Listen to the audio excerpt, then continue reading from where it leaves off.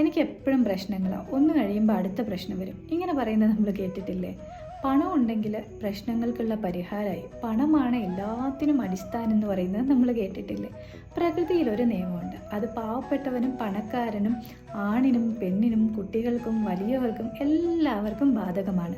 നമുക്ക് രാത്രിക്ക് പകലുള്ളതുപോലെ ആണിന് പെണ്ണുള്ളതുപോലെ ഈ ഒരു ഡ്യുവൽ നേച്ചറില്ലേ, ഒരു ബാലൻസിങ് സ്റ്റേറ്റ് എന്ന് പറയുന്നത്, അതിലൂടെ കടന്നു പോകാൻ എല്ലാവരും ബാധ്യസ്ഥരാണ്. അപ്പം നമ്മൾ വിചാരിക്കും, ഓ എൻ്റെ ജീവിതത്തിൽ മാത്രമേ പ്രശ്നമുള്ളൂ, അവരൊക്കെ എന്ത് സന്തോഷത്തോടെയാണ് ജീവിക്കുന്നതെന്ന്. സന്തോഷമുണ്ടെങ്കിൽ സങ്കടം ഉണ്ടാവും. അത് നമ്മളെ ജീവിതത്തിൽ മാത്രമല്ല, എല്ലാവരുടെ ജീവിതത്തിലും. നമ്മളെ പ്രശ്നങ്ങളായിരിക്കില്ല മറ്റൊരാളുടെ പ്രശ്നങ്ങൾ എന്നുള്ള വ്യത്യാസം മാത്രമേ ഉള്ളൂ. അല്ലാതെ പ്രശ്നങ്ങളില്ലാത്തൊരവസ്ഥ ആർക്കും ഇല്ല. അപ്പം നമ്മൾ എന്താ മനസ്സിലാക്കേണ്ടത്? ഒരു പ്രശ്നം വരുന്ന സമയത്ത് ഇത് സ്ഥിരമല്ല, കുറച്ച് കഴിയുമ്പോൾ ഇത് മാറും. അതിനെ നമ്മളൊരു കാഴ്ചക്കാരനെ പോലെ നമ്മൾ ഫേസ് ചെയ്യാനുള്ള ഒരു മനോബലം ഉണ്ടാക്കി അതിനെ ഫേസ് ചെയ്യാനുള്ള മാത്രമേ സൊല്യൂഷനുള്ളൂ.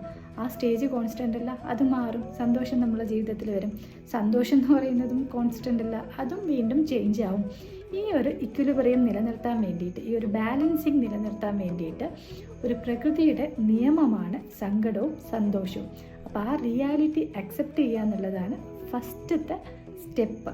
നമ്മൾ ഈ ഒരു കാര്യം മനസ്സിലാക്കി കഴിഞ്ഞാൽ പ്രശ്നങ്ങളെ ഫേസ് ചെയ്യുമ്പോൾ ഈ പ്രശ്നങ്ങളുടെ തീവ്രത കുറയുന്നതായിട്ട് നമുക്ക് കാണാൻ കഴിയും.